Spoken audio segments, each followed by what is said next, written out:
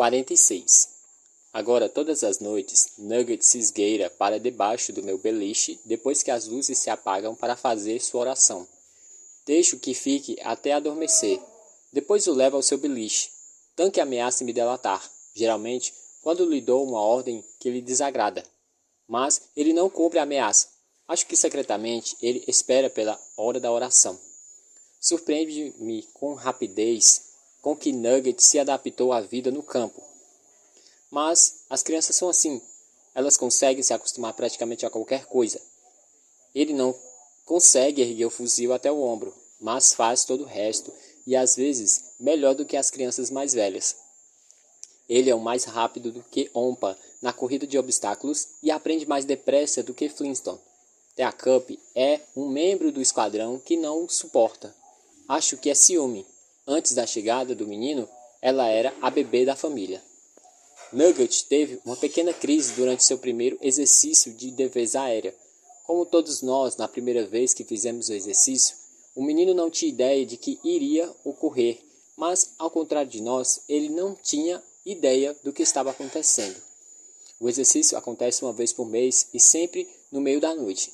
As sirenes tocam muito alto e você pode sentir o chão tremer sobre os pés descalços, enquanto tropeça pelo alojamento no escuro, vestindo apressadamente o traje de proteção, colocando as botas, agarrando sua M16 e disparando prédio afora.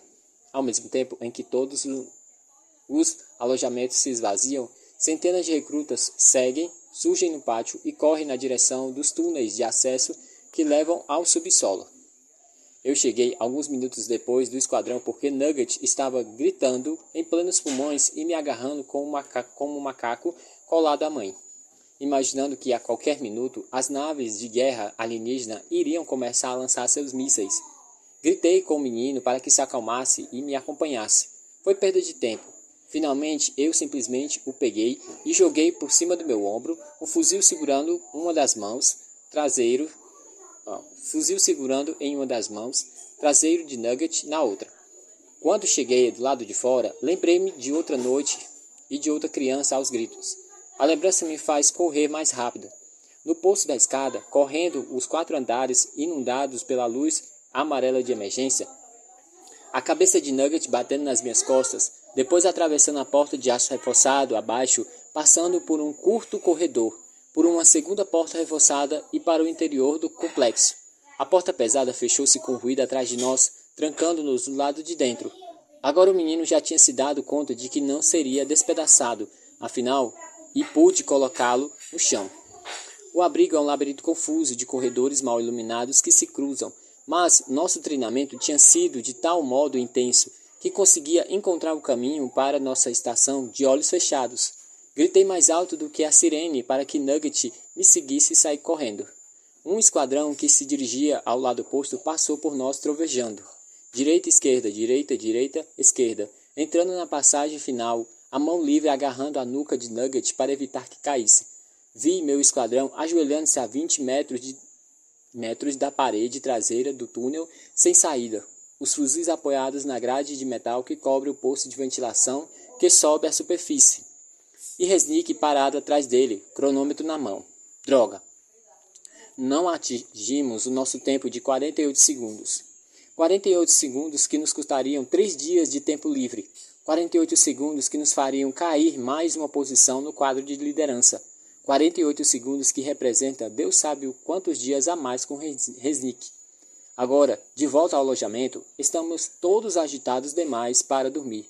Metade do esquadrão está furioso comigo e a outra metade com Nugget. Tanque, é claro, me culpa. Você deveria ter deixado o garoto para trás, ele diz, o rosto estreito, rubro de raiva. Nós fazemos o exercício por um motivo, Tanque, eu lembrei. E se tivesse sido um ataque de verdade? Então acho que a gente estaria morto. Ele é inteligente desse quadro, ele é um integrante desse quadrão, assim como todos nós. Você ainda não entendeu, não é mesmo, zumbi? É a maldita natureza. Quem está doente ou é fraco demais tem que morrer. Ele arranca as botas, jogando nos compartimentos sob o beliche. Se dependesse de mim, jogaríamos todos no incinerador com os Teds. Matar esses seres humanos? Esse não é o trabalho dos alienígenas? O rosto dele está vermelho como um pimentão. Ele soca o ar com seus punhos. Flintstone faz um movimento para acalmá-lo, mas Tanque o dispensa. Quem é fraco, doente, velho, lento, burro ou pequeno demais tem que sair, Tanque grita. Qualquer um e todos não podem lutar ou aguentar a luta. Só nos arrastariam para o buraco. São dispensáveis, retruco irônico. A corda sempre arrebenta do lado mais fraco, Tanque vocifera. E é a seleção natural, zumbi. Só os mais fortes sobrevivem. Ei, espere aí, cara, Flintstone diz para ele. Zumbi está certo, Nugget faz parte da equipe. Pare de me criticar, Flint, Tanque grita. Todos vocês. Como se a culpa fosse minha. Como se eu fosse responsável por essa merda. Zumbi, faça alguma coisa, Dumbo pede. Ele está dando uma de Dorothy. Dumbo referiu-se à recruta que perdeu o controle no estande de tiro certa vez. Virou a arma na direção dos outros membros do próprio esquadrão. 2 pessoas morreram e 3 ficaram gravemente feridas antes que o sargento responsável atingisse sua cabeça por trás com a pistola. Toda semana havia uma história de alguém que se dava uma de Dorothy. Ou, como dizíamos às vezes, foi bater um papo com o chefe. A pressão fica tão grande e a pessoa desaba. Às vezes volta-se contra os companheiros. Ou outras contra si mesmo. Às vezes eu questiono a sensatez do Comando Central por colocar armas semiautomáticas altamente potentes nas mãos de crianças seriamente adoidadas. Ah, vá se danar, Tanque rosna para Dumbo. Como se você entendesse alguma coisa. Como se qualquer um entendesse alguma coisa aqui. Que raios estão fazendo aqui? Quer me explicar, Dumbo? E você, líder do esquadrão? Pode me explicar? É melhor alguém falar, e tem que ser agora, ou vai acabar com esse lugar. Vou acabar com todos vocês, porque isso é uma grande confusão, cara. Nós vamos enfrentar esses sujeitos, as coisas que mataram 7 bilhões de pessoas? Com o quê? Com o quê? Apontando o cano de fuzil para Nugget, que está colado à minha cama, à minha perna. Com isso? Rindo histericamente. Todos se enrijecem quando ele sobe a arma. Ergo as mãos vazias e lhe digo com máxima calma possível. Cabo, abaixe essa arma agora. Você não manda em mim? Ninguém manda em mim? Parado ao lado do beliche, o fuzil apoiado no quadril. E é isso aí, o caminho da loucura. Desvio o olhar para Flintstone, que está perto de Tanque, parado a alguns passos à direita dele. Flint responde com um aceno quase imperceptível. Vocês, idiotas, nunca se perguntaram por que eles ainda não nos atacaram? Tanque pergunta. Ele não está rindo. Ele está chorando. Vocês sabem o que eles podem? Vocês sabem que eles sabem que estamos aqui? E vocês sabem que eles sabem o que estamos fazendo? Por que então estão permitindo tudo isso? Eu não sei, Tanque. Respondo com calma. Por quê? Porque não importa mais o que diabos a gente faça. Acabou, cara. É o fim. Girando a arma ao redor como selvagem. Dispara. Se ele disparasse... E você, eu, todos os outros nessa maldita base, estamos acabados. Estamos... Flint entra em cena por cima dele, arrancando o fuzil de suas mãos e empurrando para o chão com violência. A cabeça de Tanque bate na borda do beliche. Ele se enrola como uma bola, segurando a cabeça com ambas as mãos, gritando com todas as forças dos pulmões. E estes se esvaziam, e ele respira fundo e recomeça. De certa forma, isso é pior do que agitar um M16 para todos os lados. Pão de Ló corre para o banheiro para se esconder em um dos compartimentos. Dumbo cobre as grandes orelhas e corre para a extremidade da beliche. Ompa aproxima-se de mim, bem ao lado de Nugget, que está agarrando minhas pernas com as 2 mãos e espiando por detrás do meu quadril. Tanque retorce no chão. A única pessoa indiferente ao colapso de Tanque é Thea Cup, a garota de 7 anos. Ela está sentada no beliche, olhando estoicamente para o garoto, como se todas as noites Tanque caísse no chão e gritasse como se estivesse sendo assassinado. E então compreendo. O que estão fazendo conosco é assassinato. Um assassinato muito lento e muito cruel. Estão nos matando de nossas almas para fora. E me lembro das palavras do comandante. Não se trata de destruir nossa capacidade de lutar, mas sim de destruir nossa vontade de lutar. É um caso perdido. É uma loucura. Tanque é um sujeito normal, pois enxerga os fatos com clareza, motivo pelo qual ele não pode ficar. 47. O instrutor-chefe do treinamento concorda comigo e na manhã seguinte, Tanque se vai levado para o hospital para uma avaliação psiquiátrica completa. O beliche dele fica vazio durante uma semana, enquanto o nosso esquadrão, com um homem a menos, cai ainda mais e mais na contagem geral. Nunca vamos nos formar, trocar os trajes de proteção azul por verdadeiros uniformes, aventurar-nos além da cerca elétrica e do arame farpado para provar nosso valor, para vingar uma fração do que perdemos. Não falamos sobre Tanque. É como se ele nunca tivesse existido. Temos que acreditar que o sistema é perfeito e Tanque uma falha no sistema. Então, certa manhã, num hangar de P&D, Dumbo faz um gesto para que eu vá até a sua mesa. Dumbo está praticando para ser o médico do esquadrão. Portanto, ele tem que dissecar determinados cadáveres, geralmente TEDs, a fim de aprender sobre a anatomia humana.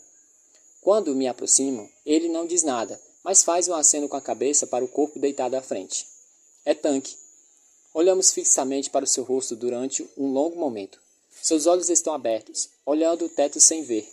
Sua aparência é saudável, que chega a ser perturbador. Dumbo olha ao redor do hangar para se certificar de que ninguém possa nos ouvir, e então sussurra. Não conte para Flint. Concordo com o gesto. O que aconteceu? Dumbo sacode a cabeça. Ele está suando profusamente sobre o capacete de proteção. É isso que me assusta, Zumbi. Não consigo achar nada. Olho para Tanque novamente. Ele não está pálido. Sua pele está ligeiramente rosada, sem marcas.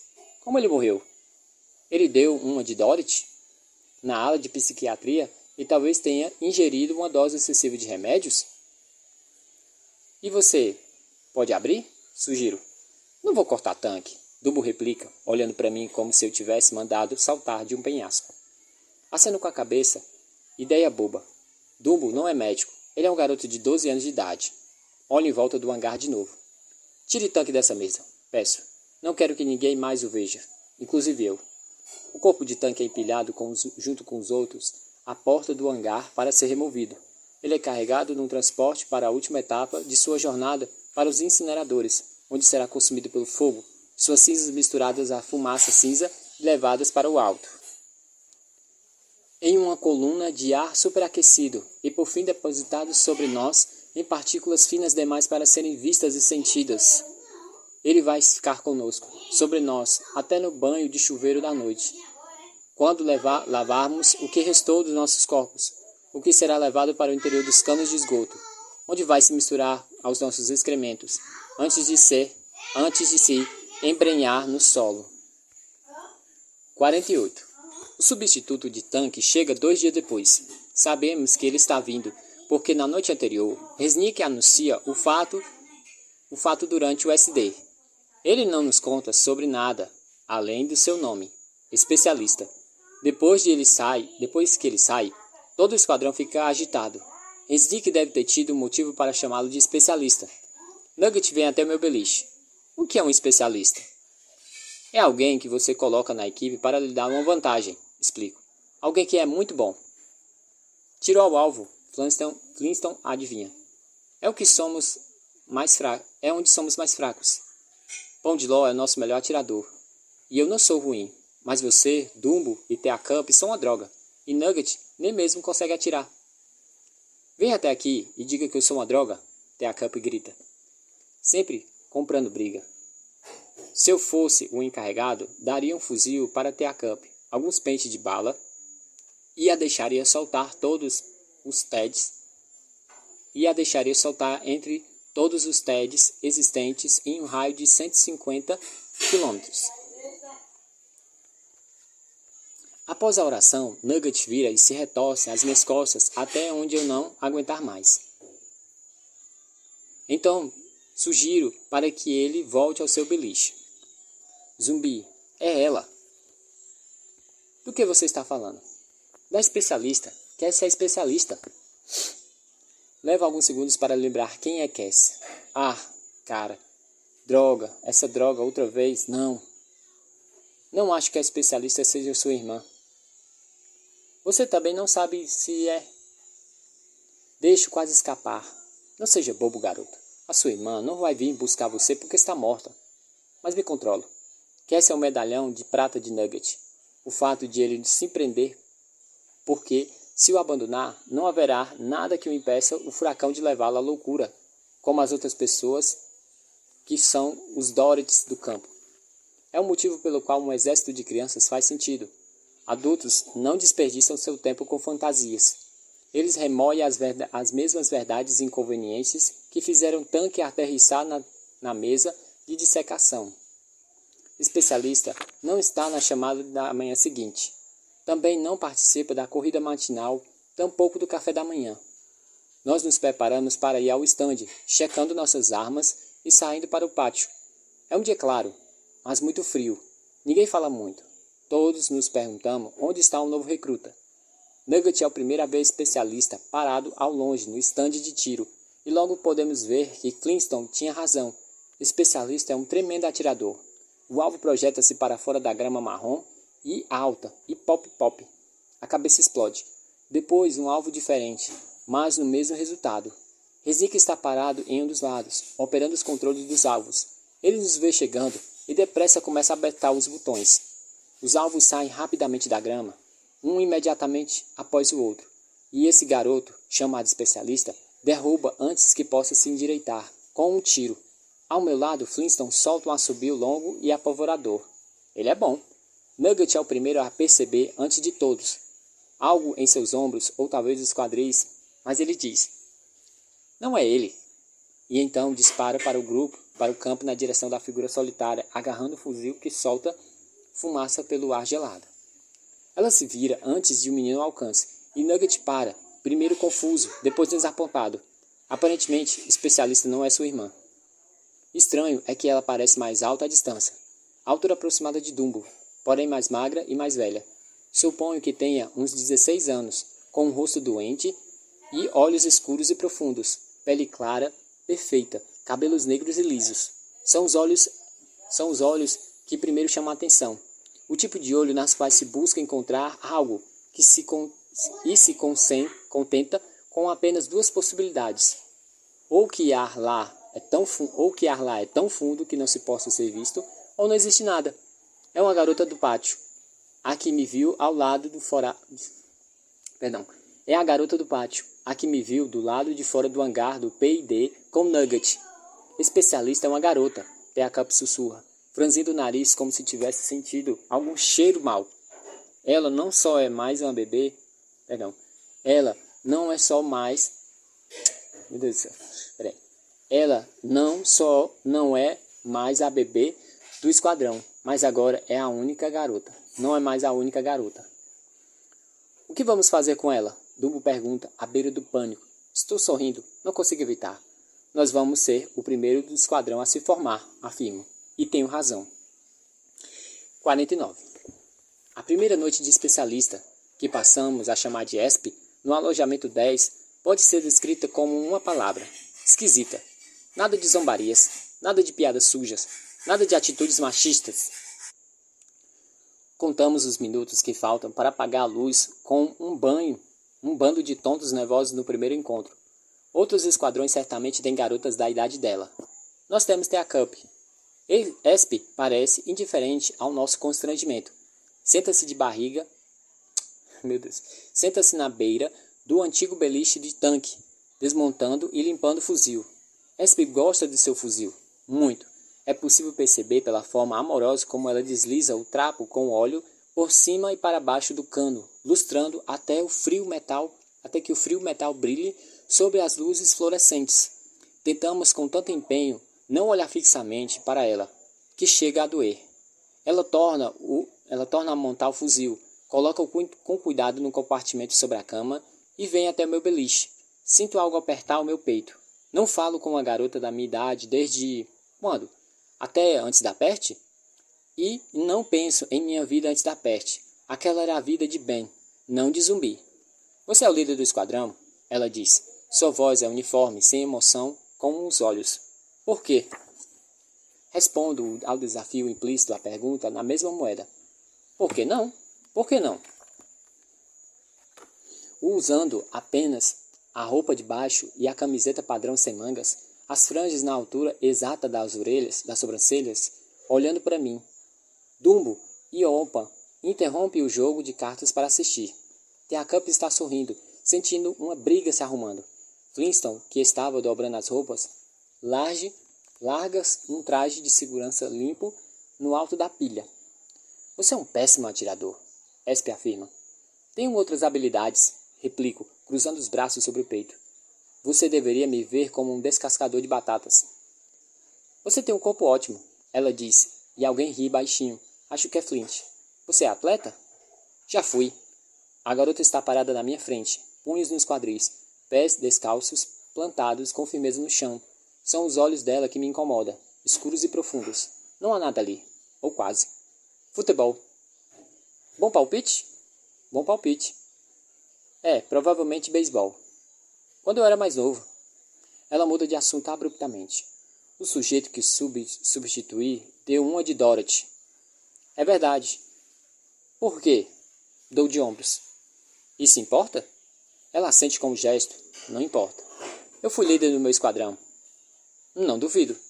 Só porque você é líder não quer dizer que vá ser um sargento depois da formatura. Espera mesmo que seja verdade? Eu sei que é. Eu perguntei. Ela se vira dos calcanhares descalços e volta ao beliche. Olho para os meus pés e noto que uma das unhas precisa ser aparada. Os pés de Esp são muito pequenos, com dedos nodosos. Quando ergo o olhar, ela está indo para os chuveiros com uma toalha jogada no ombro. Ela para junto à porta. Se alguém desse esquadrão puser a mão em mim, é um cara morto. Não há nada de ameaçador engraçado na forma como a garota fala. É como se ela tivesse feito uma declaração, como por exemplo, que está frio lá fora. Vou avisar todo mundo, digo. E quando eu estiver no chuveiro, ninguém entra. Privacidade total. Anotado. Mais alguma coisa? A menina para e me olha para o outro lado do aposento. Sinto que estou ficando tenso. O que vem em seguida? Eu gosto de xadrez. Você joga? Sacudo a cabeça. Grito para os garotos. Algum dos pervertidos gosta de jogar xadrez? Não, Flint responde. Mas se ela estiver a fim de jogar um poker com striptease... Acontece que antes que eu possa me levantar alguns centímetros do chão, Flint está no chão, segurando a garganta e apertando as pernas como uma barata pisoteada, Esp parada em cima dele. E também nenhum comentário humilhante, sexista ou machista. Você é legal, Teacup dispara, falando com convicção. Talvez ela precisasse reconsiderar a opinião formada sobre Esp. Talvez não seja tão ruim ter uma garota por perto. O que você fez representa uma corte da metade da ração durante... Meu Deus, peraí. O que você fez representa um corte da metade da ração durante 10 dias. Digo a ela. Talvez Flint merecesse o que aconteceu, mas ainda sou o chefe quando Resnick não está perto. E Esp precisa saber disso. Você vai me denunciar? Não havia medo em sua voz. Não havia raiva. Não havia nada. Só estou dando um aviso. Ela assente, afasta-se de Flint, passa por mim para apanhar os artigos de toalete. Ela cheira bem a uma garota. Por um segundo, fico meio tonto. Vou lembrar que você pegou leve comigo, ela diz, agitando as franjas. Quando eu for a nova líder do Esquadrão 53.